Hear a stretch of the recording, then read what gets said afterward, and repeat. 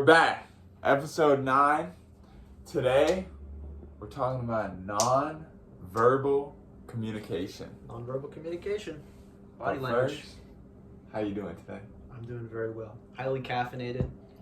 I'm very much looking forward to having a productive day today. I found out I didn't have school last night. So for the rest of today after this podcast, I'm just going to be working. I'm going to be knocking out a lot of the tasks I wasn't able to do over the last couple of weeks because of school bullshit. So very excited. And then playing Minecraft tonight. And then obviously playing Minecraft tonight. Let's go. Yeah. I'm going to be doing the same thing. I'm like going to visit a friend after this, and then I'll be recording like my 4th song in a row Hell over yeah, the past man. 4 days and fucking getting to it. You guys should hear some of this recent stuff. It's good. It's really good. Coming out soon. Alright, let's dive into it. What the fuck is nonverbal communication? So it's pretty self-explanatory. It's all the communication that like when we have when we're talking to people that is not verbal communication. So right now I'm speaking, right? You can hear the words that I'm saying. I have a tone in my voice. All of that is part of verbal communication. But what else am I doing? The way I'm looking, my facial expression, the way I'm moving my hands, the way I'm sitting, my posture, my feet are crossed, so that you can't see that right now. All of that is nonverbal, and it's giving certain indications as to my level of comfort, how my emotional state is currently, and you'll see that in all social interactions. And most of the communication that we communicate to each other is nonverbal. I think it's like 70% of communication is nonverbal. Right. So most of how we communicate doesn't even have to do with what the words we say are or how we say them. It's how much eye contact we hold, what our facial expressions, what emotions those are demonstrating, how we orient ourselves towards people or away from people, where our feet are pointed, how our posture is, how much we're moving our arms, how we're moving our arms. All of that is, like, all of those subtle things tie into our communication and really change how our messages are received by other people. Dude, and I didn't even I'm just gonna give a personal example. I really hadn't even thought about this until I was listening to you, but playing shows is literally all nonverbal communication. Because people have heard these songs, and honestly, it doesn't even matter that much, what the songs are about, but the way I interact with, dude, my cat is kicking the chair around the room. But I just see the chair slide.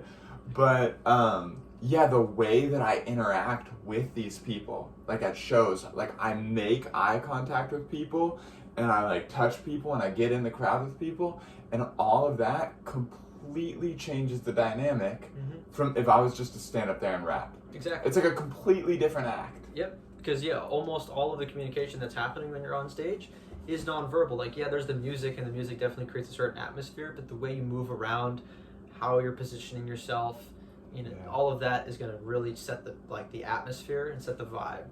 Yeah. Damn, I just got so much more hyped for this episode. I'm like, oh, I see it. Yeah, it's everywhere. It's in every time you communicate with somebody, nonverbals play a major role. And you'll notice it, especially when you're consciously aware of the different nonverbal signals, which I'm going to go over. You'll notice how the way you change how you carry yourself in terms of your posture, in terms of your body language, how that impacts the way a conversation progresses and how people perceive you. Right. So I've read a book on this. It's called What Everybody Is Saying by Joe Navarro. He's an ex-FBI agent, and so he kind of covers in the book the fundamentals of reading nonverbal communication, and he explains how reading body language can be applied in various contexts, and he basically teaches the basics, the fundamentals of nonverbal communication, which is really all you need to know in order to really use it in your day-to-day. Right. And it's really cool because he has lots of experience with it. He came, I think, from I forget, maybe it was Cuba or some Latin American country, and he didn't speak a lot of English very well, and so he was kind of forced to be able to understand how people communicate based on body language. Right. And then when he joined the FBI, he was tasked with interrogating people. Oh, And yeah. a lot of his interrogation strategy was centered around trying to interpret other people's body language to determine whether they're lying or not. And it's just a great book, and I highly recommend it. But today I'm going to be going over just some of the key insights and some key quotes that I got from reading the book. Yeah. So Hit it. the first one is that animals have 3 types of responses to a perceived threat. People commonly know fight or flight, right? There's that whole fight or flight response that everyone's aware of. But what people aren't aware of is that there's a response that occurs before fight or flight. Every single time, this is the first thing that happens, is you freeze. So there's a freeze response to a threat before you make a decision whether to fight or flight. Right. I'm trying to think of a good example of like a freeze response, but I can give one. yeah, go ahead. When we were walking in like downtown San Jose like a couple weeks ago, and this like fucking crackhead like walked up to us, and he was just like staring at us, Okay. and like he was like not like, like he wasn't even really saying anything. Like he was just staring, and like immediately, like I didn't feel my brain feel like, oh, like I'm gonna walk away from this, like whatever, he's nobody, or like I'm gonna beat his ass right now. I was immediately like, okay, what the fuck is going on here? Right. Like I see him, he's staring at me, he's giving me weird looks, what's going on? And there was like a couple seconds in that before I'm like, all right, let's just keep walking, and so that's... Yeah, and that happens in every like, you'll notice, if you notice the freeze response, you'll notice it in your day-to-day. If you're just sitting down in a room and somebody opens the door, like, you freeze for a fraction of a second and you orient your attention towards the stimulus because you have to gauge, is this a threat? Is this Right. person who's coming through the door going to hurt us? And that gives you time to sort of interpret the situation and understand it, and every mammal especially does that, is as soon as something occurs, they freeze. You notice it very obviously with like, I don't know, dogs or cats or whatever. When something happens, they just, they turn their head and they freeze. They're like stuck there. And so what happens to some people is they get stuck in that freeze response, and that's what you'll see in like, I don't know, you've seen it in movies, I'm sure, where the shooter comes in and he's shooting everybody, and then there's like a woman who's terrified and she just can't move because she's just petrified with fear. Yeah. She's trapped in her in the freeze response to the threat. Right. So, but everybody goes through it. The first thing that we do when we see a threat is we freeze. All right. Moving on to more like specific body language insights that I got from the book. The most honest part of the body. What do you think it is? The eyes. That's what people commonly think, is that the face is the most honest part of the body. But we've had a long time to master the craft of disguising our emotions in our face. Yeah. We can pretend to be happy, we can pretend to be sad, we can pretend to be concerned or surprised. And so the face is actually one of the most dishonest parts of the body. Since we were 2 years old, we've learned to manipulate people by changing our facial expressions. But the most honest part of the body is actually the feet. We have very little conscious awareness about how our feet are oriented and what that means. Yeah. So your feet point towards things you want to move to and away from things you want to get away from. So when you're talking to somebody and you're having a conversation, you'll notice, if you're paying attention when you're talking to people, if they don't want to be there with you and they don't want to talk to you, their feet will be oriented away, most likely towards an exit. And that is a nonverbal indication that they don't want to be there, that they have something else to do that's more important. What the fuck? That's crazy. So yeah, the way people orient their feet is extremely honest. And you can even tell in a group of people who is closer in that group, depending on the way that people orient their feet. I remember when I was first reading that portion of the book, I was like, okay, that's freaking crazy. I'm going to try to observe this. I was sitting I was on campus, I was sitting on a bench, I read that. There was a group of sorority girls, like in a tent across like the courtyard that I was sitting in. And, this is going to sound kind of weird, but I was just looking at their feet, I was just watching the way that their feet, their feet were positioned, and I was trying to like think about, okay, who is close together in this group, who isn't as close together. And it was really cool because I got to see a separate group of girls come over and interact with the group of girls I was observing. And as I was watching their feet, I was instantly able to tell who were good friends and who weren't good friends before they even like interacted with each other. Just based on how, when they came together, where their feet were oriented. I was able to predict like, oh, those two girls are about to hug. They hugged. And then I was able to predict like, oh, these other two girls, they're not super close.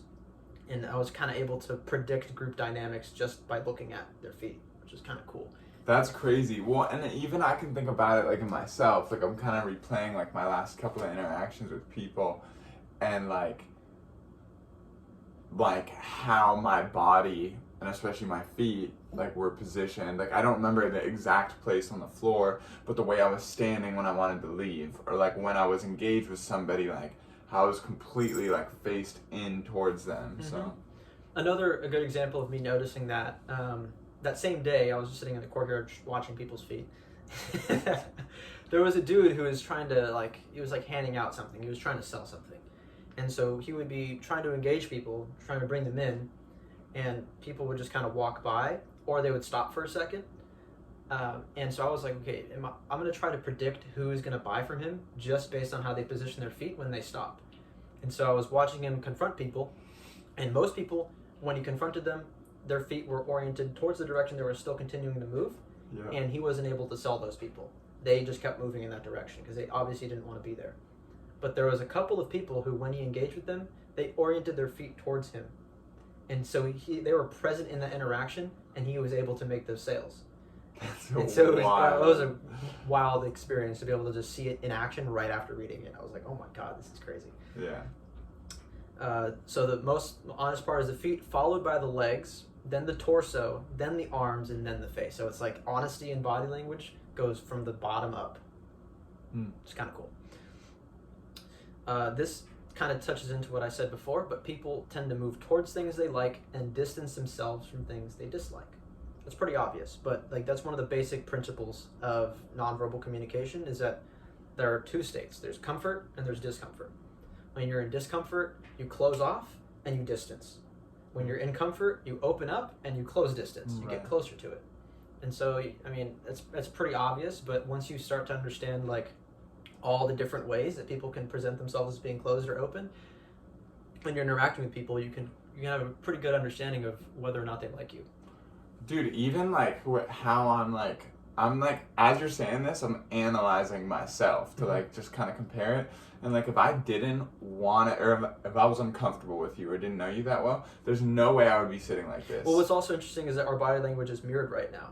So mirrored body language is also an indication of connection and comfort with each other. I don't know if you see, they could probably tell right now that our body language is mirrored. That's fucking crazy. And so that's one kind of you can also manipulate people by mirroring their body language because it does indicate that there's a level of comfort there. Right. So even if you're not super comfortable with them, you've just met them, if you begin to mirror their body language, their tonality, their vibe, they'll subconsciously start to like you a lot more. I don't do that consciously, really. I don't know. It's not something I do, but I know it's something that some people teach that you can do. Hey, next time you're talking to a girl, she goes like this just with her hands. So this is what I explained before too, is that people point their feet and body towards things they like. This is called ventral fronting, and turn away or block out things they dislike. Ventral denial. So the easiest way to explain it is if you're talking to somebody and they cross their arms like this, they're blocking you, they're moving away from you. Or if they kind of turn to the side like they're moving, they're going to go somewhere else. Right. So that's there's that basic principle of people opening up, being receptive with their body to things that they like and want to continue interacting with, versus closing themselves off and moving away from things that they dislike and don't want to continue to interact with. Right.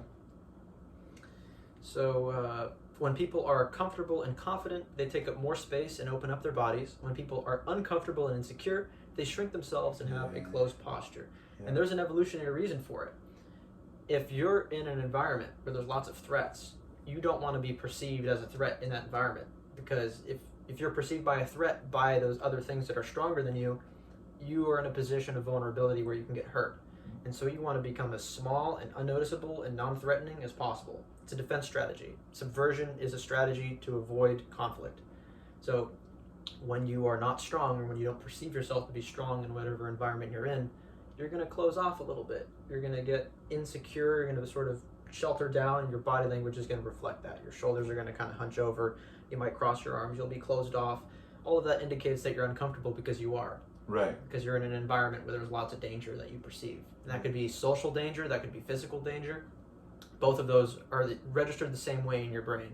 Right. But then when you're in an environment where you have confidence, where you know that you have an ability that'll allow you to excel in that environment, you're going to open up, especially if you're around people that you trust, who you don't see as a threat to you. You're not worried about your social status, falling apart entirely in front of that person. You're not worried that out of nowhere they're just going to deck you in the face. So you're not going to have defensive posture. You're going to have open, receptive posture. Right. Okay, this one's also kind of cool. This is a cool insight too. So there's such thing as pacifying behaviors. So these are things like touching or covering your face and neck. So this is a common pacifying behavior. Rubbing your arms or hands, like just rubbing your body, just kind of touching yourself and soothing yourself. People do that when they're uncomfortable or nervous or stressed.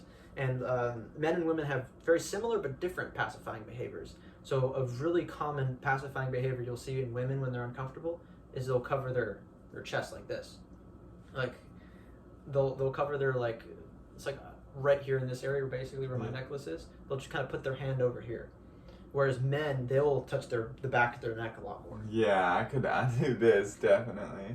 There's also like playing with jewelry and just sort of like the common tics that you'll see people doing when they're kind of nervous and uncomfortable. That's self-soothing that people do. I notice it a lot when I watch people give presentations. I love watching people give presentations because so much nonverbal is happening. Yeah. Like I can identify people's like peculiar tics, and I can usually identify how nervous somebody is depending on what tics they're using and like what their body language is demonstrating. Dude, my next performance is going to be so interesting because I'm going to be fully conscious of everything that's going on. Yeah, adjusting clothing. So yeah, all of that is indicative of discomfort, insecurity, or stress. So Right.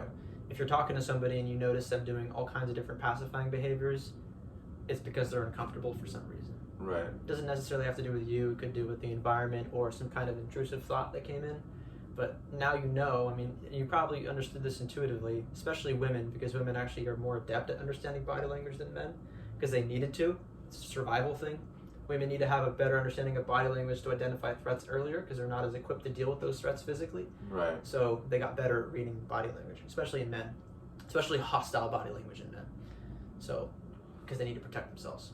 Well, and I feel like a lot of this stuff, I saw it and kind of knew somebody was distressed prior to knowing this. But now that I know it, I'll be able to see it and consciously know, like, oh, this is a sign of that, you know? And yeah, like pacifying behaviors, you'll notice them a lot in yourself too. Like right now I'm exhibiting pacifying behaviors. You're not seeing it though, but I'm rubbing the inside of my palm with my finger. Yeah.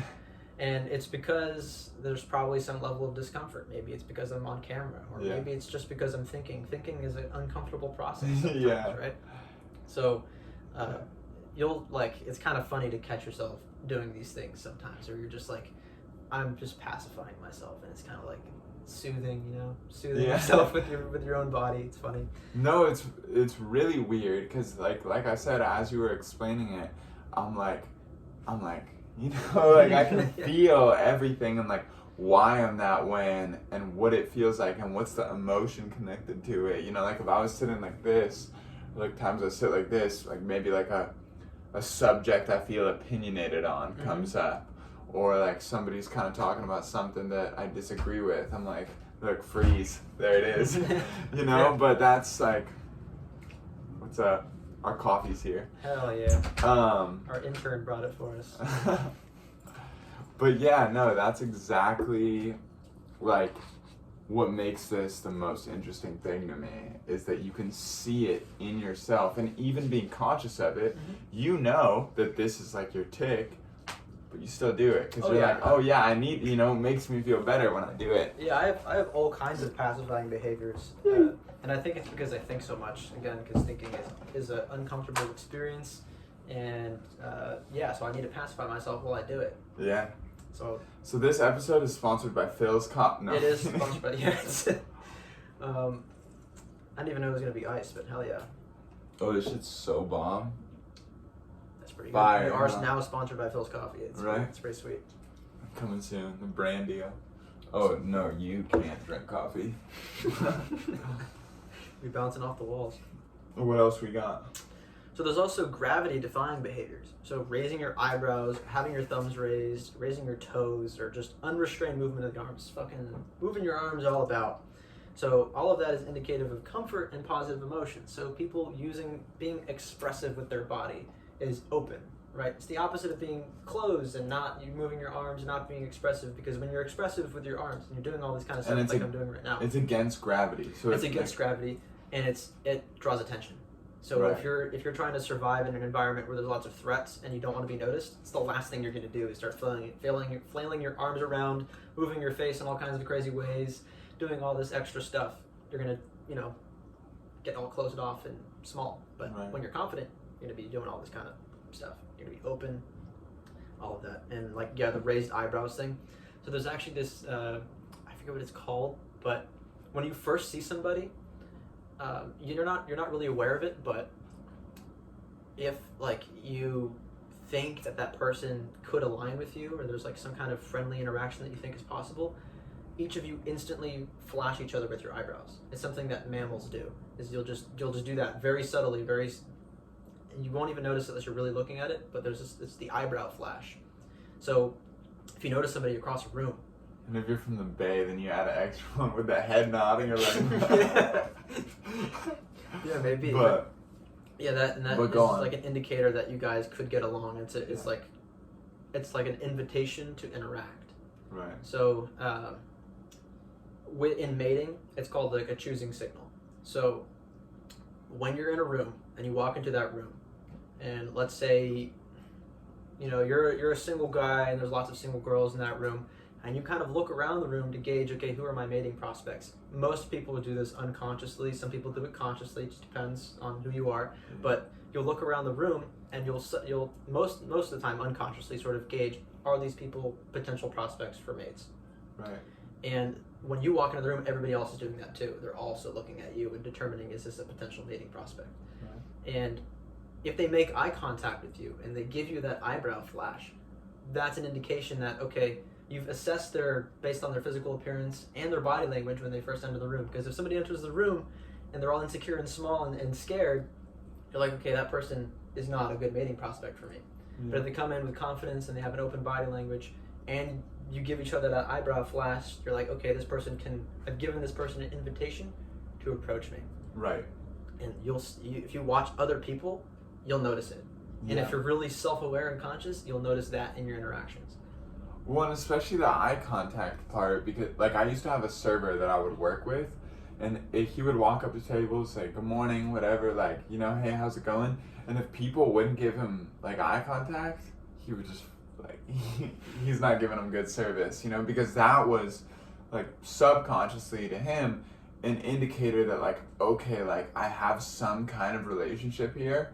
And I'm gonna be able to give them good service and get a good tip. But it goes along the same lines as that he was looking for that, and if he couldn't get that from them, he was like, fuck it, it's not even worth my time, Exactly.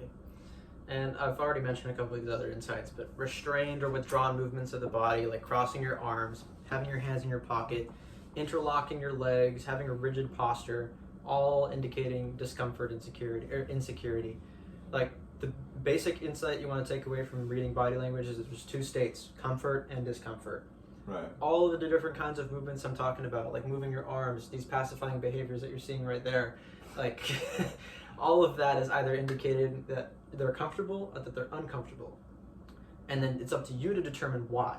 So you can assess somebody's body language, and all you're going to get from that is either they're comfortable or uncomfortable. But in the context, that's where you have to interpret, why might they be uncomfortable? Or why might they be comfortable? Right. Is it something that I said? Is it my own body language? Is it something in the environment that occurred? Is it just something that's going on in their own head? That's where it's a little hard to determine the cause, but at least you can get a baseline understanding of their emotional state, Right. which is useful. Yeah. And then there's another insight here is that crinkling the nose, squinting, tightening the jaw, rubbing or blocking the eyes, compressing the lips is indications of frustration, disapproval, or discomfort. So like this, rubbing their head, or staring you down. These are things we kind of already know. That's the other thing is a lot of this body language, since 70% of communication is nonverbal, we already know it. We just don't know that we know it. Yeah. We'll get a feeling. We don't understand what we're looking at, what it exactly means. It'll affect our emotional state. Yeah. And that'll affect our body language, which will in turn affect their emotional state. And it's funny because body language and emotions flow both ways. So you can have a certain posture and body language that'll affect your own emotions and the emotions of people around you. But you can also have certain emotions and that'll affect your posture. So it's vice Right. versa. So just smiling more will make you happier. it'll put you in a more positive mood, versus like if you were to go around frowning all the time, it would be hard to be happy, because your body language expression of your emotions and your emotions are deeply connected to each other, and like they go both ways basically. Dude, and I had the same, like, that was my exact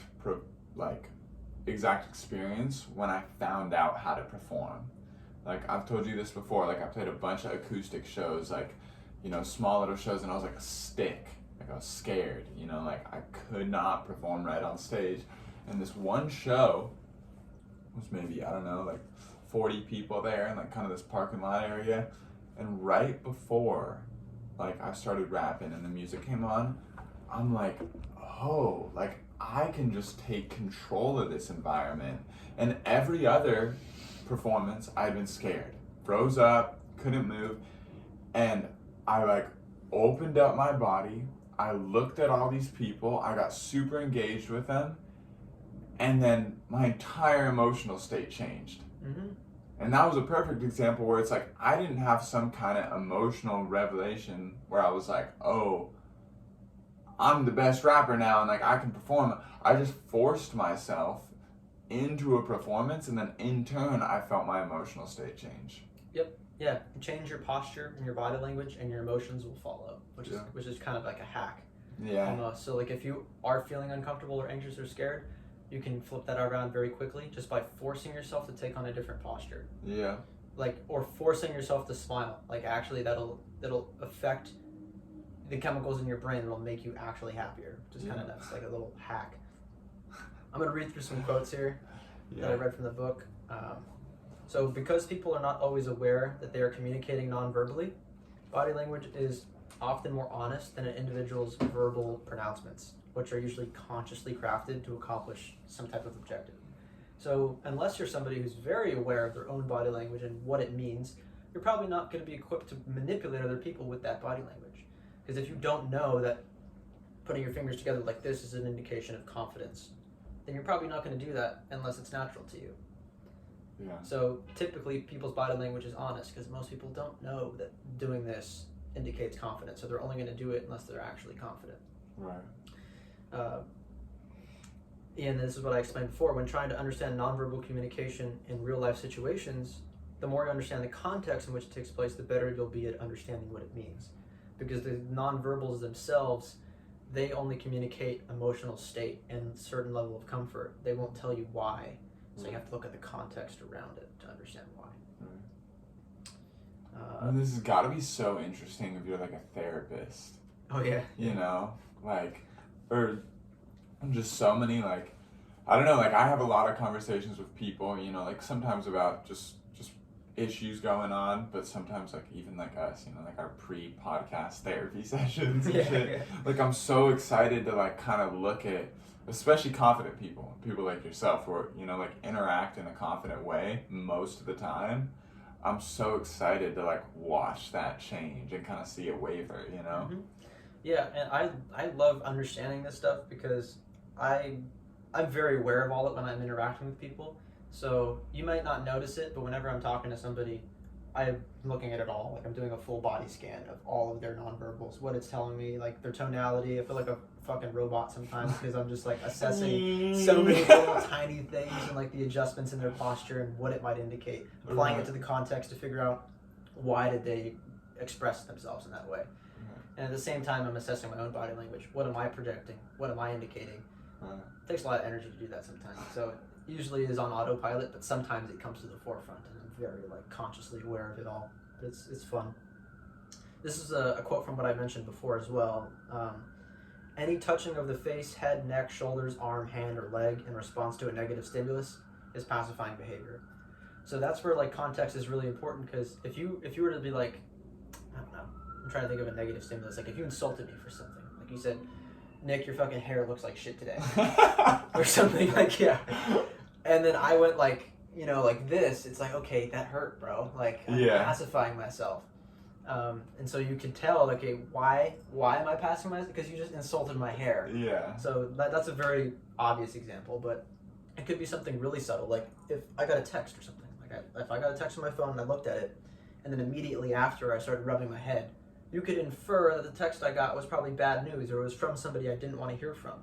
Yeah. So that's a good way to like, you can read that nonverbal. Like I never told you that it's a text from somebody I didn't like or that I didn't want to hear from. Yeah. But you can infer that because of the way I self-pacified after receiving that text. Right. So this pacifying behavior, men prefer to touch their faces and women prefer to touch their necks, clothing, jewelry, arms, and hair. I forget the exact reason why, but yeah, men will often touch their face more, they're just all that, their head more, and women will play with their necklace or their jewelry. Or I've definitely seen chicks do this and play with their necklace. So they'll do that more for some reason. We normally cross our legs when we feel comfortable. The sudden presence of someone we don't like will cause us to uncross our legs. I noticed this as well. So when I was observing that guy making sales to people, he walked over to a group of people, and one of the people had their legs crossed. As soon as he walked over, because he was a stranger, the person uncrossed their legs. It's pretty simple to understand the reason behind that. When you have your legs crossed, it's a lot harder to defend yourself. Right. So if a stranger comes over and they're going to attack you or there might be a threat, there's a lot of uncertainty. If you have your legs crossed, it's going to be harder for you to deal with that threat. So you uncross your legs until you feel comfortable with that person, and then you might cross your legs again. Yeah. I can even think of it at times, like I sit down at restaurants, because usually I'll cross my legs like under the table, but then I can't think of an exact time, but I know when the waiter comes over, I uncross my legs. Yeah. For sure. Mm-hmm. Like I know I'm not sitting there ordering, like with my legs crossed. Like, I mean, just think about like an example like this. You're sitting at a park bench and some fucking crackhead comes along. Are you still gonna sit there with your fucking legs crossed? There's no care in the world. No, yeah, I feel it. We've talked about this before. When a person talks to you with their feet pointed away, it's a good indication that this person wants to be elsewhere. So don't waste their time. Let them go. Yeah. Like, hey, I can tell you probably don't want to be here. So, whatever. Yeah. You might even gain more trust by saying that. Yeah, because they'll be like, oh, this guy knows that I don't want to fucking be here. Not only do we lean away from people who make us uncomfortable, we may also blade or turn slightly by degrees from that which does not appeal to us. So I might, if you said something and I didn't want to interact with you anymore, I would probably go from this to being like this a little bit. Yeah. And then just sort of turning my shoulder to you, being like, yeah, you're no longer welcome to my ventral fronting here. Well, I noticed it even in the beginning, and dude, I feel like we could voice over this podcast with kind of some of the stuff we've talked about. But when you first introduced the subject, and I was thinking about how it connected to performing, I spinned this way. I was sitting way more front, or facing this way when you were talking about it. And my shoulders turned because I was like, oh, became more interesting to you. Yeah, I'm like this, this is more interesting. Okay, let's see. We use shoulder shrugs to indicate lack of knowledge or doubt. Look for both shoulders risen. When only one side rises, the message is dubious. So this is What's something dubious? Unclear. Okay. So or maybe not so accurate or true. So it could be a lie, that they're pretending to be uncertain. So when you're truly uncertain, you'll be like, I don't know. Bro, I just ripped a nasty fart. That's great. So when you're truly uncertain about something and somebody asks you a question, you're like, I don't know, man. Both shoulders rising up indicates a certain level of honesty, but if only one shoulder rises, I don't know, man. Oh yeah. It's okay, you might be lying. It's not as honest. Yeah. It's the same thing, a really simple way to tell if somebody's lying is because nonverbal communication is unconscious and people aren't aware of it. If it's a yes or no thing, and you ask a question and they lie, they say yes, usually, or sometimes, their body language will do this while they say yes. Yeah, man. It's no, but their head's saying no. Yeah. And the body language is way more honest. So unconsciously they know the answer is no, but they're saying yes, but even their body is saying no. Crazy. So you can tell whether the answer is honest or not based on how their body language responds. Also because of the whole pacifying thing, if you start asking questions to somebody in interrogation and all of a sudden, based on certain questions where were you on Thursday night, they start doing all this pacifying shit. Yeah. You know that Thursday night has a significance that's creating that response. So this is why all this stuff is really good in interrogating. Right, I'm trying to think like times like a question that like I mean I don't really like lie anymore, but like if somebody was to ask me a question I was gonna lie about like how I'd be like, oh yeah, I don't know, I could see it, I could definitely see it. It's fucking interesting. I've been pretty good at telling when people lie, especially if I know them, Yeah. because as also after reading all this body language stuff, they'll be dishonest, and it's like usually I can tell just by their eyes that they're being dishonest with me. Yeah. And because they know that I can tell, it becomes even more obvious. Like it becomes even more pronounced that they're lying because they'll get nervous. Yeah. And they'll have pacifying behavior when I question them on it. And their body language will indicate discomfort and trying to move away from the situation because they don't want to be called on it. Yeah. So like, all of that, I'm like, look, I can see it all. I see it all. It's in your eyes. It's in your tone of voice. It's in your body language. Like you're ventrally denying me right now. Right. So it's pretty cool to be able to just see all of it work in unison. And then eventually they're like, yeah, okay, I was being dishonest. I'm like, thank you. But yeah, I don't really lie. Yeah, I don't lie either, but like I kind of wish I did, just because I'm like, I don't know, like I really, yeah, I can't think of the last time I was like trying to get away with a lie, which is a good thing, you know, but Yeah, I can most of the imagine. time because it just eats me up too much. Like I just have a guilty conscience now. For me, it's not even because of like guiltiness. It's more like I assume that telling the truth is just going to be the best thing to do. Like Hell I just yeah. make that assumption, and I have a commitment to being true because I think that it just makes everything simpler and better in the long run.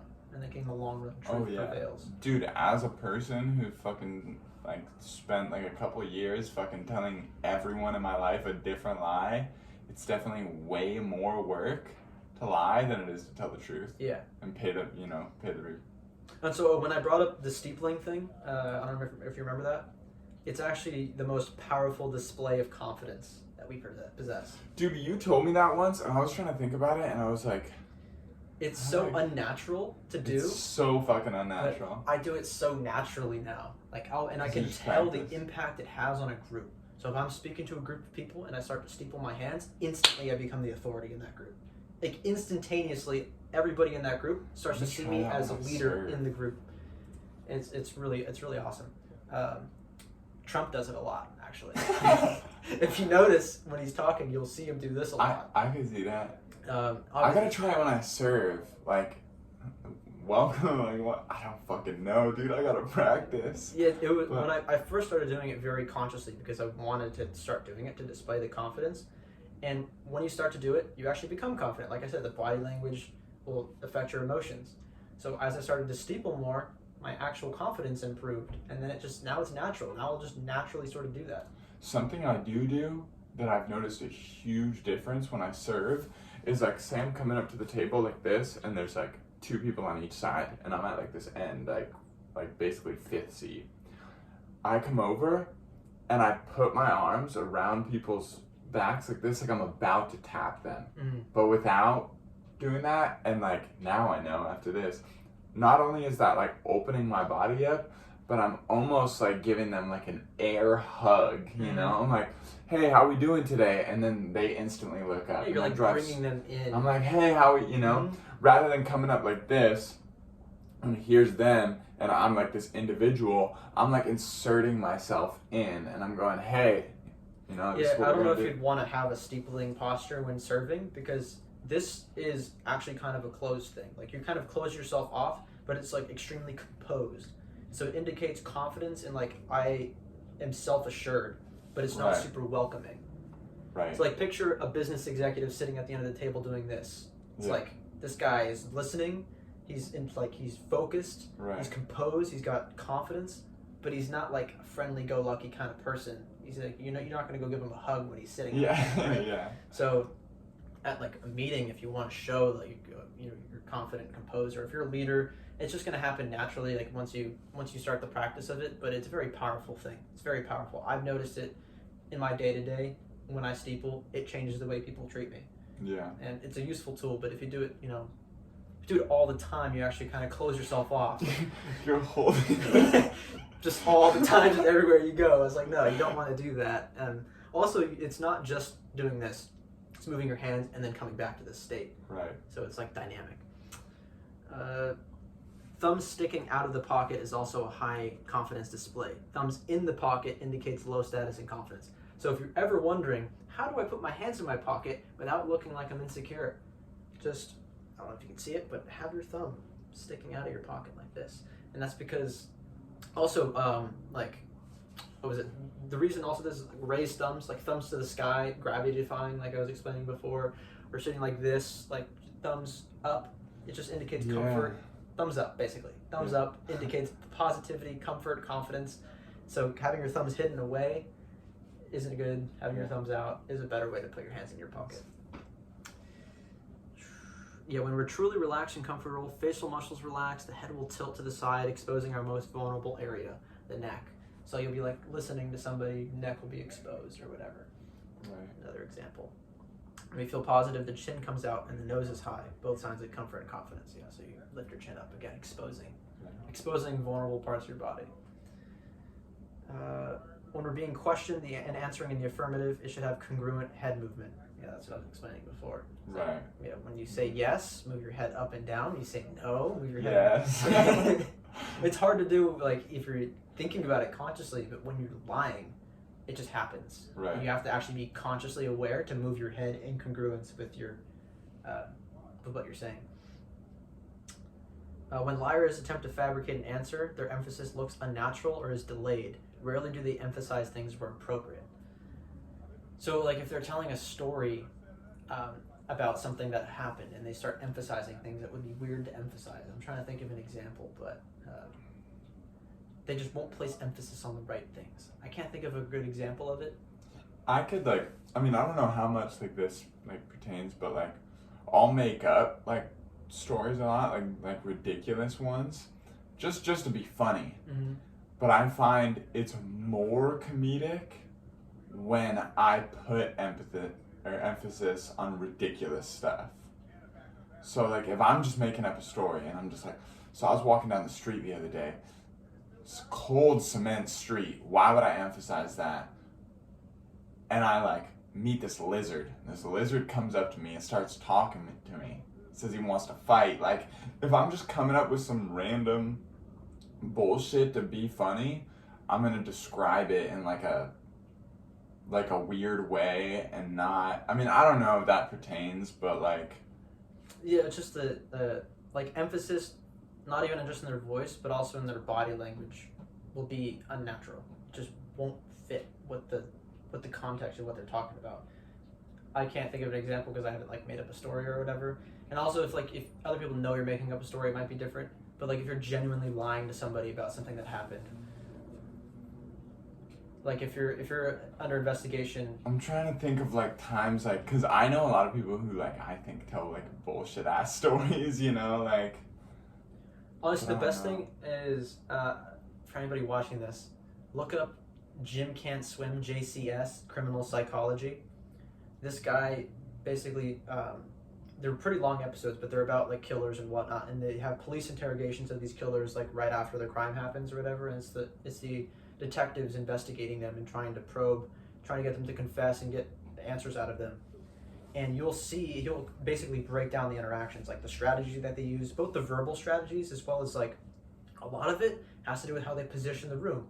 Like, if they put a detective between where the suspect is sitting in the door, that is supposed to convey a certain message. If they put the suspect closer to the door, it'll make them more comfortable because it's like, oh, you can leave. Like, you're not trapped. And so it helps them open up.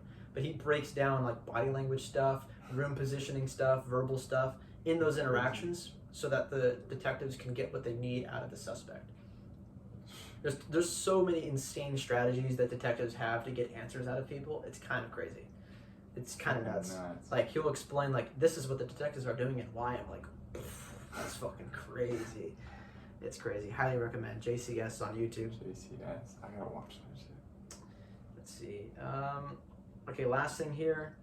Statements made palm down are more empathetic and more confident than statements made with the palms up. So instead of doing this, I guess. So being like, I'm sorry. Yeah. instead of being like, I'm sorry. Yeah. Yeah, that kind of thing. I could see that. So those are all the quotes, but do you have any questions about nonverbals? It's pretty simple stuff. Open versus closed indicates comfort versus discomfort, and then you have to look at the context to understand why. Right. No, I don't know. I'm blown away by a lot of it. I'm just excited to see it, like, happen in real life. Like how you were saying with the sorority girls and, like, the guy trying to sell stuff on campus. Like, I'm definitely, like, even I'm going to a dinner tonight, like, with 3 other people and Nicole, and all I'm going to be doing is just looking. Yeah, also, You know? like, even another thing you can notice, too, is as comfort increases, you'll actually move your personal objects closer to other people who you trust, because your objects are an extension of yourself. Right. So, like, if you're sitting at a table and somebody moves their glass closer to you than it was before, that's an indication that they're more comfortable with you than they were initially.